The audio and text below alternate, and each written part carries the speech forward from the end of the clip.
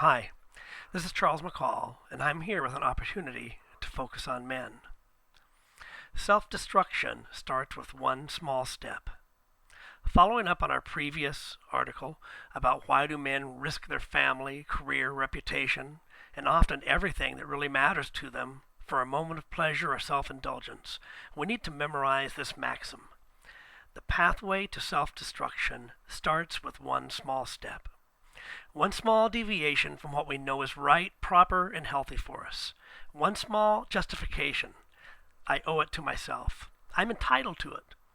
Or one small exception. Only this time. Only a little bit. It's these small steps that create the desire for more and gives opportunity for the evil hiding within to come a little bit more out into the open. When we deviate from the standards we know are true, or justify our indulgence, or make an exception, we open the door for those hidden desires we've been trying to push down for so many years. Once leads to twice, leads to 3 times. Before you know it, we've gone so far, it's very, very difficult to get back to where we know we should be and really want to be. It could be a drink of alcohol, a peek at pornography, eating too much. Whoa, now you're meddling. An excuse for anger, flirting, self-praise, you name it. Once we start down that path, there's a very dark end. So what's the solution? Don't ever take that step to begin with. Don't even think about taking that step. Don't put yourself into a position to ever take that step. This kind of commitment will influence what we watch on TV, movies, or DVD. Since what comes into our mind is what will influence our values and will want to come out, violence, anger, infidelity, abuse, neglect. It'll influence our magazines, places we go, our friends, honesty with our wife. If we're serious about avoiding self-destruction, we will monitor all of the above and establish personal standards.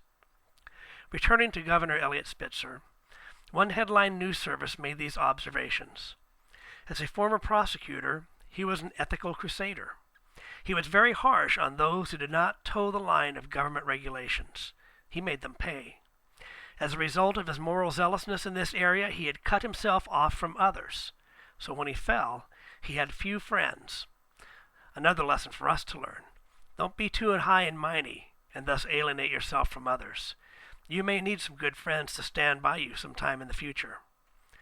He had a strong sense that the usual boundaries didn't apply to him. His father had emphasized to him, never defer to authority.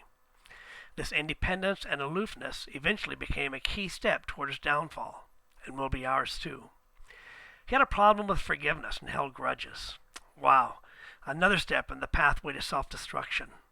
Holding grudges, bitterness, and unforgiveness is a huge step that will eventually cause us to self-destruct if we don't humble ourselves and realize that we too have hurt people, done wrong, and have received the precious gift of forgiveness from others. Remember, pride is one reason we men are willing to risk it all. I think he felt he was totally invulnerable and could do whatever he wanted, and there were no consequences, says Ed Koch, a former New York City mayor who considers himself a friend of Spitzer's. This is another warning to us. Don't think there will not be consequences to your inner musings or hidden actions.